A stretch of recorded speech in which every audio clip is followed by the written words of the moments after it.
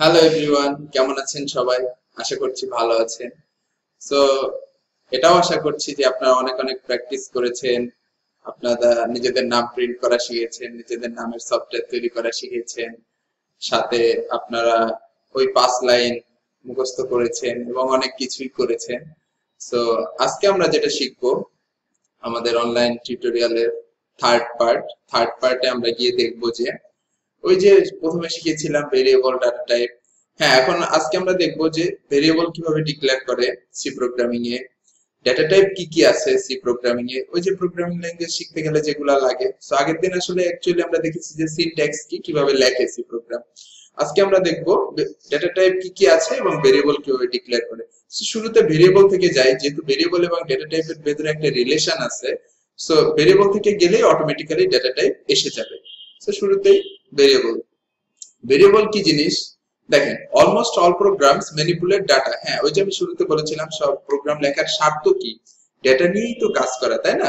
আর data কি different different ইউজারের different different information. So ওইটা কি, ওইটা হচ্ছে ডেটা এবং data types. So data types এবং ভেরিয়েবল তার মধ্যে রিলেশন, এটাই হচ্ছে মেইন পার্ট আজকে। সো দেখি এখানে দেখেন এজ এ এক্সাম্পল বলা আছে। So,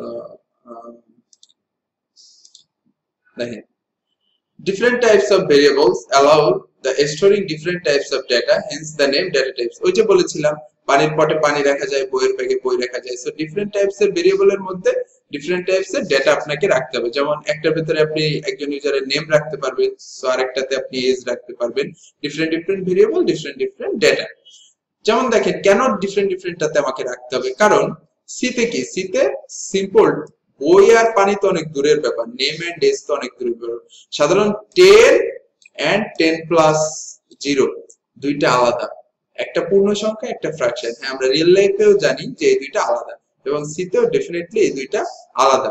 সো এই আলাদা আলাদা জিনিসকে হ্যান্ডেল করার জন্য সিতে অনেক ধরনের ডেটা টাইপ আছে। সো ডেটা টাইপস গুলা দেখি। মেইনলি এই চারটা ডেটা টাইপস, এগুলারই অনেকগুলা পার্ট আছে। সো মেইন একদম সর্বপ্রথম হচ্ছে ইন্টিজার। ইন্টিজার কি, ইন্টিজার হচ্ছে পূর্ণ সংখ্যা। যেমন এই যে 10, 5, 6, 8 যাই বলেন না কেন, -10, -5, এই পূর্ণ সংখ্যাগুলো হচ্ছে ইন্টিজার।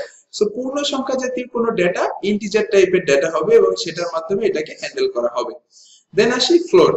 ফ্লোট বা ফ্লোটিং পয়েন্ট কি, ফ্লোটিং পয়েন্ট হচ্ছে যে ফ্র্যাকশন, সাপোজ 5.25।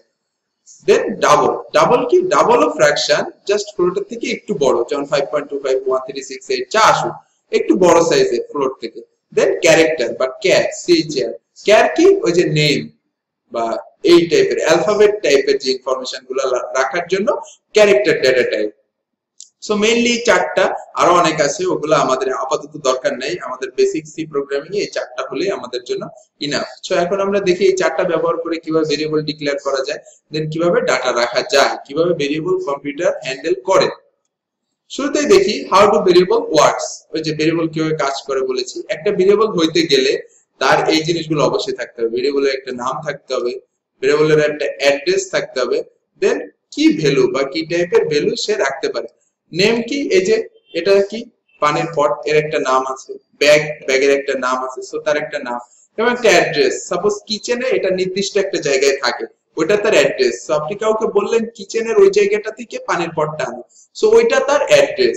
কম্পিউটার সেম, আপনি একটা ভেরিয়েবল নিলেন, নেওয়ার পরে কম্পিউটারের মেমোরি কি র্যাম, র্যামের ভিতরে সে একটা নির্দিষ্ট স্পেসে আপনার ভেরিয়েবলটাকে রাখবে বা একটা অ্যাড্রেসে রাখবে, যাতে আপনি পরবর্তীতে যখন ওই যে চান যে হ্যাঁ আমাকে এটা এনে দাও, ও যখন সরাসরি তখন ওই অ্যাড্রেসে গিয়ে অ্যাক্সেস করে আপনার ডেটাটা এনে দিতে পারে। দেন হচ্ছে ভ্যালু বা ডেটা, কি ইনফরমেশন আপনি ওটাতে রেখেছেন। সাপোজ এখানে আমাদের ভেরিয়েবল এই যে ইন্ট, সো টাইপটা হচ্ছে আমাদের ডেটা ইন্টিজার আর ভেরিয়েবলটার নাম হচ্ছে টেম্প। সো ভেরিয়েবল লেখার নিয়ম হচ্ছে প্রথমে ডেটা টাইপ লিখতে হয়, তারপরে ভেরিয়েবলের নেম, আর লাস্টে এই যে সেমিকোলন দিতে হয়। সো এটা হচ্ছে আমার ভেরিয়েবল লেখার টাইপ বা সিস্টেম, ভেরিয়েবল লেখার সিস্টেমটা এটা। সো এরপরে দেখেন ইন্ট টেম্প এটা লিখলে কম্পিউটার কি করে, the compiler gets a space for an integer 4 bytes allocated for the value. Computer integer টাইপের জন্য 4 বাইটের একটা জায়গা দিয়ে দেয় কম্পাইলারকে, যে হ্যাঁ তুমি টেম্প লিখেছো, এটার জন্য তুমি 4 বাইট সাইজের ডেটা রাখতে পারবা। তারপর দেখেন ইনিশিয়ালাইজ যখন করি বা ওইটার ভিতরে ভ্যালু যখন রাখি, সাপোজ পটে পানি যখন রাখি, সেরকমই temp equal 1 to 5, তার মানে temp একটা ইন্টিজার টাইপের ভেরিয়েবল, তার ভেতরে আমি 125 ওর যে অ্যাড্রেস ওখানে 125 কে আমি রাখলাম। এখানে যে ইকুয়াল সাইন, ইকুয়াল মানে কিন্তু সমান সমান না, রিয়েল লাইফে আমরা জানি ইকুয়াল সাইন মানে সমান সমান, কম্পিউটার সায়েন্সে বা প্রোগ্রামিং এ সমান সমান দুইটা ইকুয়াল বা তিনটা ইকুয়াল দিয়ে বোঝানো হয়, এটা আমরা পরে দেখব। একটা ইকুয়াল মানে হচ্ছে অ্যাসাইন করে দেওয়া, টেম্পের অ্যাড্রেসে বা টেম্পের স্থানে বা টেম্পের ভেতরে গিয়ে এই 125 কে রেখে দাও। সো এটা হচ্ছে টেম্প ইকুয়াল 125 সেভাবে বোঝানো হয়েছে। এই যে এখানে লেখা আছে, এটা আপনারা একটু পড়লেই বুঝতে পারবেন। সো এটা ওইভাবে আসে। নেক্সট কি, এই যে নেক্সট দেখেন মেমোরিতে গিয়ে বা র‍্যামে গিয়ে জিনিসটা কিভাবে হ্যান্ডেল হয়। এই যে মনে করেন আপনার সেই পানির পট রাখার জন্য কিচেনের তাকগুলা, এই সবগুলা তাক, সো এই তাকের কোন একটাতে আপনি টেম্প রেখেছেন, এই তাকগুলো এখন মেমোরির তাক। সো কোনটার ভেতরে রেখেছেন সেটার বাইরে একটা স্টিকার লাগানো আছে, সাপোজ 2000 টা কি অ্যাড্রেস নাম্বার। সো আপনার জন্য তখন কি হলো, টেম্প আপনার দেওয়া নাম, 2000 কম্পিউটারের অ্যাড্রেস, দেন ওই 2000 অ্যাড্রেসের এগেইনস্টে যে একটা ফাঁকা জায়গা হবে 4 বাইটের, যেহেতু ইন্টিজার। সো আপনি কি করবেন, আপনি যখন টেম্প ইকুয়াল 125 ইনিশিয়ালাইজ করবেন, ও তখন কি করবে, এই যে দেখেন ও ওই সেই ফাঁকা জায়গা, এই সেই ফাঁকা জায়গার ভেতরে 125 রেখে দিয়েছে, এটাই ওর কাজ।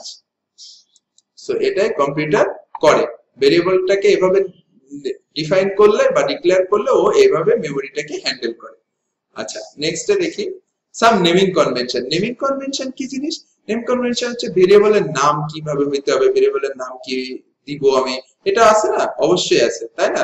ভেরিয়েবলের নাম আসলে এমন ভাবে হওয়া উচিত যেন একটা নাম পড়ে সহজেই একজন প্রোগ্রামার বুঝতে পারে একজনের কোড আরেকজন দেখে যে এটা কি টাইপের ভেরিয়েবল বা কি রাখা হয়েছে। যেমন আপনি একটা ভেরিয়েবলের নাম দিলেন নেম, কিন্তু ওটার ভিতরে রাখলেন এজ, তাহলে কি হলো, হলো না। মানে হবে হয়তো আপনি রাখতে পারবেন, বাট জিনিসটা তো আর একটা সুন্দর ফরম্যাট পেল না। সো এই কারণেই নেমিং কনভেনশনটা আনা। এখন কম্পিউটার ভেরিয়েবলের নাম কি অ্যালফাবেট বা কি টাইপের হবে, এটা অনেক কিছুই আছে, হতে পারবে না। সো কি হইলে হইতে পারবে এটা যদি আমরা মনে রাখি, বাট দেন বাকি কিছুই হইতে পারবে না। সো কি হইলে হইতে পারবে, এটা জাস্ট তিনটা জিনিসের উপর ডিপেন্ড করে। Upper case letter, that means ছোট হাতের লেখা, লোয়ার কেস বড় হাতের লেখা, lower case letter that means ছোট হাত, এবং থার্ড হচ্ছে আন্ডারস্কোর। আন্ডারস্কোর কি শিফট মাইনাস আপনার কিবোর্ড থেকে, এটা হচ্ছে আন্ডারস্কোর। সো কোন ভেরিয়েবলের নাম এই তিনটা দিয়ে শুরু হইতে পারবে, যেমন আপার কেস লেটার দিয়ে শুরু হইতে পারে, লোয়ার কেস লেটার দিয়ে বা আন্ডারস্কোর, এবং ভেরিয়েবলের নামের মাঝখানে কোনো স্পেস থাকতে পারবে না। আর একটা বিশেষ জিনিস হচ্ছে, সো এগুলা ছাড়া বাকি যেগুলো আসবে সেগুলো হতে পারবে না, যেমন কোনো এই যে স্পেশাল সাইন হইতে পারবে না, কোনো বিল্ট ইন ওয়ার্ড হইতে পারবে না, যেমন stdio বা এই টাইপের কোনো বিল্ট ইন ওয়ার্ড হইতে পারবে না। সো এরকম অনেক কিছুই আছে, জাস্ট আপনার যে কোনো বই ফলো করবেন বা যে ওয়েবসাইট বা যা আছে ফলো করবেন, দেখবেন যে অনেক রুলস আছে যে হইতে পারবে না, আর হইতে পারবে জাস্ট এই তিনটা মেইনটেইন করেই সবকিছু হয়। তারপরে দেখেন এই যে ভেরিয়েবলের নেমস নিয়ে এখানে অনেক কিছু লেখা আছে। দেখেন variables names can contain letter, digit and underscore, but শুরুতে ডিজিট হইতে পারবে না, ডিজিট মাঝখানে হইতে পারে, যেমন A1 হইতে পারে, বাট 1A হইতে পারে না। যেমন the first character must be letter or an underscore, এই যে যেটা বলছিলাম আমি, এই যে দেখেন এই। তারপর কেস ম্যাটারস, হ্যাঁ আপার কেস লোয়ার কেস সিতে অনেক ম্যাটার করে, যেমন দেখেন এই টেম্প এন্ড টেম্প এক জিনিস নয়। তারপরে দেখেন এটা কিভাবে লিখলে ভেরিয়েবলের নাম লিগ্যাল, কিভাবে ইলিগ্যাল, বা কে কোনটা হয় কিন্তু অ্যাভয়েড করা উচিত, এই জিনিসগুলো আপনারা একটু দেখবেন। এটা আরো অনেক এক্সাম্পল পাবেন, আসলে আস্তে আস্তে আমরা শিখে ফেলবো এগুলা। সো এগুলা একটু দেখবেন, এটা খুবই সোজা, এটা দেখে নিয়ে জাস্ট স্কিপ করা নেক্সটে। সো এখানে দেখেন একটা প্রোগ্রামে, হ্যাঁ আপনি যদি এভাবে ভেরিয়েবলের নাম ডিক্লেয়ার করেন এভাবে, দেন কি হয়, এখানে দেখেন আমি কম্পাইল করে রান করার পরে এখানে রিপোর্ট গুলা দিচ্ছে যে না এটা হইতে পারে না, এটাতে এটা আছে এই কারণে হইতে পারে না, এরকম এরকম অনেক কিছু রিপোর্ট দিচ্ছে। সো এটা আপনারা লিখে প্র্যাকটিস করে দেখবেন যে কি হইলে হইতে পারে, কি হইলে হইতে পারে না। তারপরে আসি variable and basic data types. এই যে যেটা আমি শুরুতে বলেছিলাম যে ক্যারেক্টার, ইন্টিজার, ফ্লোট, ডাবল, এগুলা নিয়ে তো বলে ফেলেছি। সো এখানে জাস্ট আরেকটু ডিটেইলসে লেখা আছে, আপনারা জাস্ট দেখলেই বুঝতে পারবেন, একটু পড়ে নেবেন যে কোনটা কি বা কোনটার কি প্রিসিশন হওয়া উচিত, কোনটা কতদূর পর্যন্ত নিতে পারে, এগুলো আরো যে কোনো একটা বই ফলো করলে দেখবেন আরো ডিটেইলসে সুন্দরভাবে লেখা আছে। তারপর ভেরিয়েবল ডিক্লারেশন, ওই যে ভেরিয়েবল কেউ জেনেরিক ফর্ম, যেমন একটা ভেরিয়েবলের নাম, দেন প্রথমে হচ্ছে type name, so data type name দিতে হয় প্রথমে, তারপর ভেরিয়েবলের নাম, যতগুলো ভেরিয়েবল এরকম কমা দিয়ে দিয়ে আলাদা করে লিখতে পারবেন, আর লাস্টে সেমিকোলন। এটা হচ্ছে ভেরিয়েবল ডিক্লারেশনের সিস্টেম। সাপোজ এই যে ইন্ট কাউন্ট একটা variable, then float A B C, এখানে তিনটা ভেরিয়েবল আছে এ বি সি, এরকম আলাদা আলাদা করে লিখতে পারবেন। এই যে দেখেন এখানে স্কোপ এই বলা আছে, সো এগুলা একটু দেখবেন। তারপর ভেরিয়েবল ডিক্লারেশন এন্ড ইনিশিয়ালাইজেশন। দেখেন always initialize a variable before using it. Definitely আপনি যদি পানির পটই না কিনেন তাহলে পানি রাখবেন কিভাবে, তাই না? সো সেরকমই ভেরিয়েবল ইউজ করার আগে অবশ্যই তাকে ডিক্লেয়ার করতে হবে। যেমন আমি ইন্ট কাউন্ট একটা ভেরিয়েবল ডিক্লেয়ার করলাম, দেন কাউন্ট ইকুয়াল 100 করলাম, সো আমি আগে ইনিশিয়ালাইজ করেছি, দেন আমি ওটাকে ইউজ করেছি। সেম এখানে int count equal 0, distance equal 20, এরকমও করতে পারেন, এক লাইনে, আলাদা আলাদা দুই লাইনে করতে পারেন। দেন তারপর হচ্ছে আউট অফ রেঞ্জ কি, এটা আসলে স্কিপ করেন, এটা আমাদের জানার দরকার নেই, কারণ এখন আমরা আর অত বড় সাইজের ডেটা নিয়ে কাজ করব না যেটা আমাদের আউট অফ রেঞ্জ। কারণ কিউরিসিটি থাকলে একটু বই থেকে দেখে নেবেন বা নেট থেকে দেখে নেবেন যে আউট অফ রেঞ্জ কি জিনিস। তারপর দেখেন প্র্যাকটিস উইথ ভেরিয়েবল, যে ভেরিয়েবল ডিক্লারেশন যেগুলো আমি বললাম যে আপনাদের প্র্যাকটিস করার জন্য, write a program, practice, initialize variable, এগুলা একটু প্র্যাকটিস করে নেবেন। আচ্ছা আমরা যদি একটা আইডি তে দেখি, একটা আইডি তে যদি দেখি, ওকে, এই যে এই আমাদের সেই প্রথম দিনের প্রোগ্রাম। আচ্ছা আর একটা নিউ প্রোগ্রাম লিখি, সোর্স কোড, এটা আগে যেহেতু নাম নেই ওর একটা নাম দেই, এটার নাম দেই ভেরিয়েবল abl.c, সেভ করলাম। সো এই যে শুরুর মুখস্থ লাইনগুলো আগে লিখবো, inclut, আশা করি সবারই মুখস্থ আছে, stdio.s int main return 0, ওকে।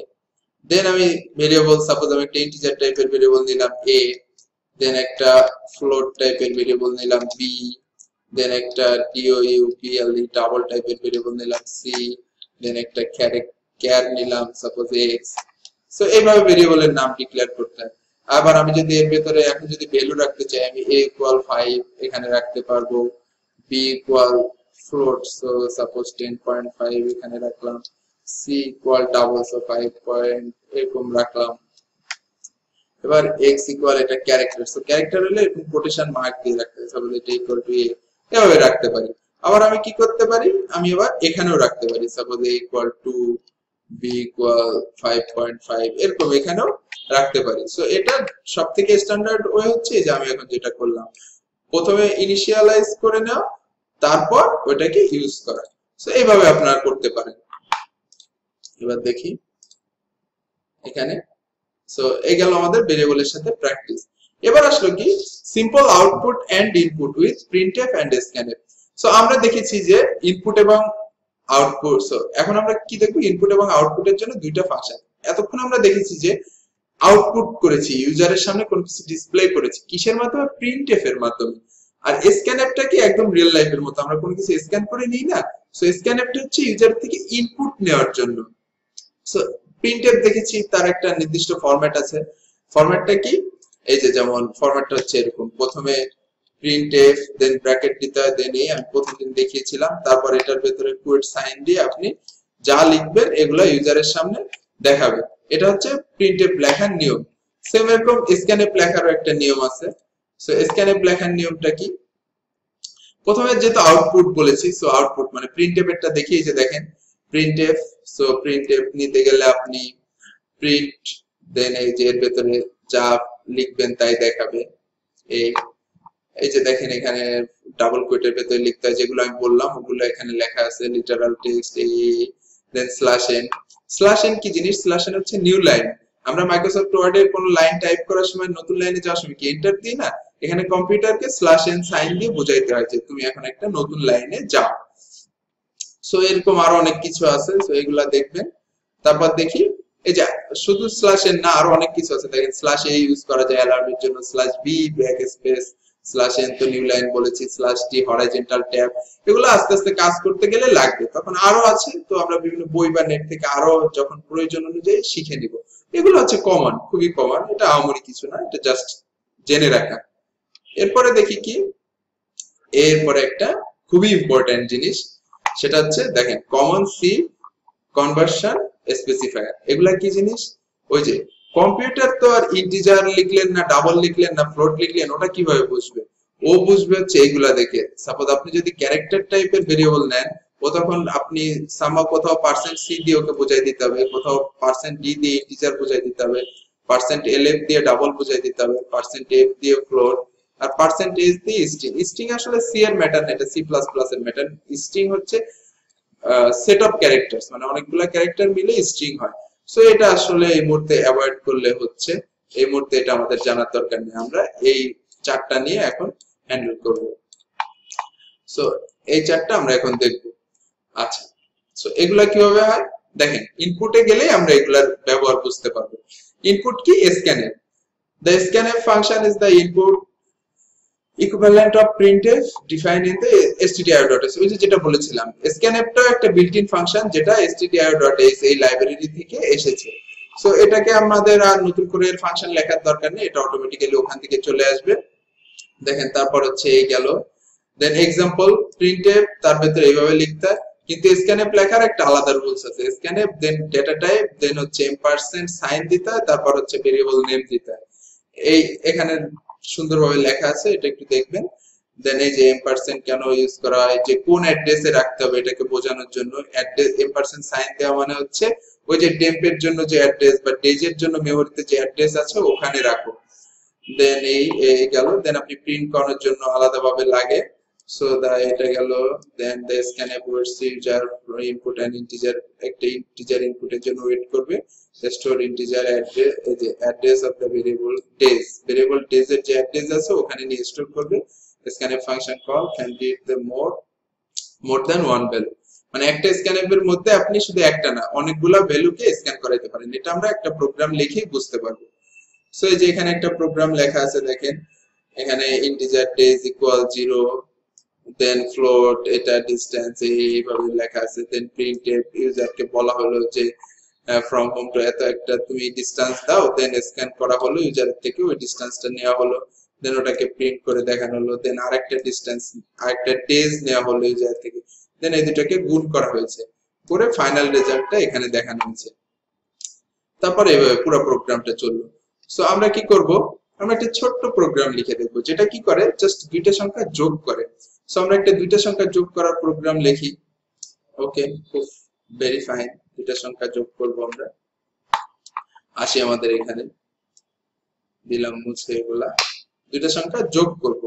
আচ্ছা, যোগ করার জন্য আমরা সাপোজ ইন্টিজারই কনসিডার করি, সাপোজ a আর b নিলাম, দুইটা সংখ্যাকে যোগ করব। সো ইউজার কিভাবে বুঝবে যে দুইটা সংখ্যা থেকে ইনপুট দিতে হবে, সেটা বোঝার জন্য ইউজারের সামনে আগে একটা মেসেজ দিই যে প্লিজ এন্টার টু নাম্বারস। এটা দেখে ইউজার বুঝবে হ্যাঁ আমাকে দুইটা নাম্বার দিতে বলা হয়েছে। এরপর ইউজার থেকে নাম্বার দুইটা নিতে হবে, সে তো কিবোর্ড থেকে দিবে। তারপর আমরা নিব, নেওয়ার জন্য কি স্ক্যানএফ। সো স্ক্যানএফ লেখার নিয়ম কি, স্ক্যানএফ দিলাম, ফার্স্ট ব্র্যাকেট দিলাম, লাস্টে সেমিকোলন দিয়ে আর ভেতরে আসলাম, ডাবল কোট সাইন দিলাম, দিয়ে ওই যে ওখানে দেখেছি পার্সেন্ট দিতে হয়। সো ইন্টিজারের জন্য পার্সেন্ট ডি, কয়টা ইন্টিজার? দুইটা ইন্টিজার, সো দুইটা পার্সেন্ট ডি, দেন কোটের বাইরে এসে কমা, দেন হচ্ছে এম্পারসেন্ট সাইন, এম্পারসেন্ট সাইন ভেরিয়েবল নেম, এম্পারসেন্ট কেন? ওই যে এ এর অ্যাড্রেসে রাখার জন্য, দেন এম্পারসেন্ট বি, সো বি এর অ্যাড্রেসে আরেকটা ভেরিয়েবল কে রাখবে। এবার কি করবে, a প্লাস বি যোগ করবে।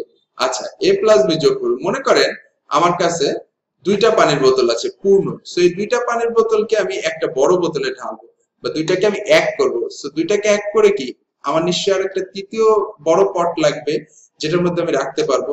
সো তৃতীয় আরেকটা পট নিয়ে নিই যেটার নাম দিলাম রেজাল্ট। সো এখানে আমাদের থার্ড ভেরিয়েবল রেজাল্ট নিলাম। সো রেজাল্টের মধ্যে আমি কি করলাম, a প্লাস বি কে যোগ করে রাখলাম। সো আমার এখন a প্লাস বি ইউজার যাই দিই ওটা যোগ হয়ে কোথায় আছে, রেজাল্টের মধ্যে আছে। সো আমি যদি রেজাল্ট অ্যাড্রেসে যা আছে বা রেজাল্টে যা আছে ওটাকে যদি প্রিন্ট করাই তাহলে তো আমি আমার ফলাফলটা পেয়ে যাব। সো আর সো রেজাল্ট ইকুয়াল, প্রিন্ট করানোর ফরম্যাট হচ্ছে এটা, ইন্টিজার টাইপ প্রিন্ট করব। সো পার্সেন্ট ডি, দেন কমা দিয়ে কোন ভেরিয়েবলে আছে সেটার নাম দিতে হয়। এটা হচ্ছে আমার প্রিন্ট করানোর ফরম্যাট। আর ওই যে নিউ লাইন দিব একটা স্ল্যাশ এন, জাস্ট সুন্দর দেখানোর জন্য। এবারে যে কম্পাইল এন্ড রান করি, কোনো এরর আছে? সম্ভবত নাই। ওয়াও, এরর নাই। সো একবারে কাজ করেছে। সো একবারে আমার এখানে কি এসেছে, প্লিজ এন্টার টু নাম্বারস। ওই যে মেসেজ দিয়েছিলাম, সাপোজ একটা নাম্বার দিলাম 5, দেন এন্টার দিলাম কম্পিউটার থেকে, দেন আরেকটা নাম্বার দিলাম সাপোজ 148, দুইটা যোগ করলাম, রেজাল্ট কত আসলো 153। সো আমরা দুইটা সংখ্যা যোগ করার একটা সফটওয়্যার তৈরি করে ফেলেছি, যে সফটওয়্যার দিয়ে আমরা দুইটা সংখ্যা যোগ করতে পারি। দেখেন কোথায় আছে। সো আমি যদি এখানে যাই, এই যে আমি নাম দিয়েছিলাম variable dot C, so variable dot exe. So এখানে যদি আমি দুইটা সংখ্যা যোগ করি 5 আর 6, ওই যে রেজাল্টটা চলে যাচ্ছে। কেন চলে যাচ্ছে এটা তো সবাই ইতিমধ্যে জেনেই ফেলেছেন, কারণ আমি সিস্টেমটাকে পজ করি নাই। সো আমি যদি সিস্টেমটাকে পজ করি, এবার আশা করি আর যাবে না। সেটাকে আবার কম্পাইল এন্ড রান করি। ওকে, এখানে আমি রেজাল্ট দেখবো না, আমি দেখবো আমার সফটওয়্যার থেকে। ওকে, এখানে দিলাম সাপোজ এত, এন্টার, আরেকটা দিলাম এত, যোগ করলাম 1561, 154, 1715, মনে হয় ঠিক আছে। কম্পিউটার যদি ভুলভাল না দেয় তাহলে আশা করছি ঠিক আছে। সো এখন আমার সফটওয়্যারটা যাচ্ছেও না। সো আমরা কি করলাম, দুইটা সংখ্যা যোগ করার প্রোগ্রাম লিখে ফেলেছি।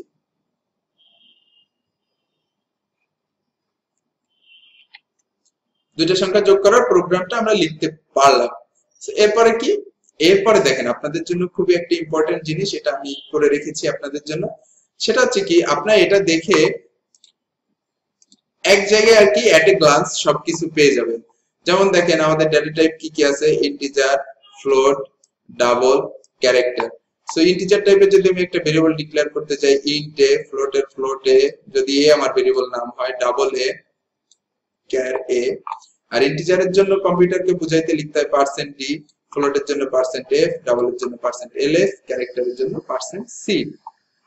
এবার স্ক্যানএফ করার ফরম্যাট কি, স্ক্যানএফ করার ফরম্যাট হচ্ছে স্ক্যানএফ ওয়ার্ডটা লিখতে হয় ফার্স্ট ব্র্যাকেট শুরু, ডাবল কুয়েট শুরু, দেন এই যে পার্সেন্ট সাইন, দেন হচ্ছে ডেটা টাইপ। এই ডেটা টাইপ কি জিনিস, এই যে এইগুলা, এই পার্সেন্ট ডি বলেন, পার্সেন্ট এফ বলেন, এলএফসি, এগুলা যে টাইপের ভেরিয়েবল সেই টাইপের ডেটা টাইপ এখানে আসবে। দেন আমার এই মন এম্পারসেন্ট সাইন, তারপর ভেরিয়েবল নেম।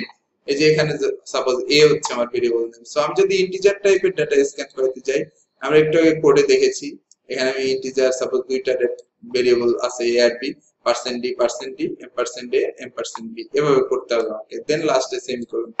এই আর প্রিন্টএফ কি, প্রিন্টএফ এর দুইটা নিয়ম দেখেছি। প্রথমে একটা নরমাল রুলস আছে, প্রিন্টএফ এর ভেতরে যা লিখবেন তাই দেখাবে। এটা কোথায়, এটা কিন্তু আমরা এই যে এখানে দেখেছি, যা লিখেছি তাই দেখিয়েছি, এটা কোনো কাজ করে নাই, এটা কিন্তু আমার রেজাল্ট প্রিন্ট করে না। এখানে আমি প্রি এন্টার টু নাম্বার লিখেছি, ও ওটাই শুরুতে আমাকে দেখিয়েছে। এই যে ও এখানে শুরুতে আমাকে ওইটাই দেখিয়েছে যে please enter please enter two numbers, এটাই ও আমাকে ওখানে দেখিয়েছে। সো এখানেও সেম। সো এখানে প্রিন্টএফ এর মধ্যে যা লিখবেন তাই দেখাবে। আর প্রিন্টএফ এর ভেতরে আপনি যদি কোনো ভেরিয়েবল কে প্রিন্ট করতে চান, তখন কি করতে হয়, যে তখন প্রিন্টএফ, এই যে পার্সেন্ট সাইন, দেন যে টাইপের ভেরিয়েবল, সো সেইটা যে টাইপের ডেটা সেইটা ডেটা টাইপ, দেন কমা দিয়ে ভেরিয়েবল নেম, এই যে কমা দিতে হবে অবশ্যই, আর লাস্টে সেমিকোলন, তাহলেই দেখাবে। আর কোডের ভাষায় এই যে এভাবে লিখতে হয়। সো এটা আপনাদের খুব হেল্প করবে, এই জিনিসটা আপনারা সবসময় আপনাদের কাছে রাখবেন। সো এটা আপনাদের জন্য খুব হেল্পফুল হবে। সো ফার আমাদের আজকের টিউটোরিয়াল এই পর্যন্তই ছিল। সো থ্যাংক ইউ, সবাইকে অনেক অনেক ধন্যবাদ for watching our video tutorial. আর যে কোনো হেল্পের জন্য আমাদের অনলাইন মেন্টর আছে, এবং আমি হয়তো ক্লাসে থাকবো কিংবা অন্যান্য মেন্টর থাকবে, তারা আপনাদের সঙ্গে ডিসকাস করবে। যে কোনো বিষয় হইলে, যে কোনো সমস্যা হইলেই তাদের সঙ্গে ডিসকাস করবেন।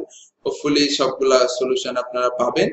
আর বেশি বেশি প্র্যাকটিস করবেন। আসলে সি প্রোগ্রামিং বলেন, যে প্রোগ্রামিং ল্যাঙ্গুয়েজই বলেন না কেন, প্র্যাকটিস ছাড়া কোনো বিকল্প নাই। Just practice, practice and practice, তাহলে আপনারা অনেক ভালো করতে পারবেন। So thank you again for watching our video tutorial.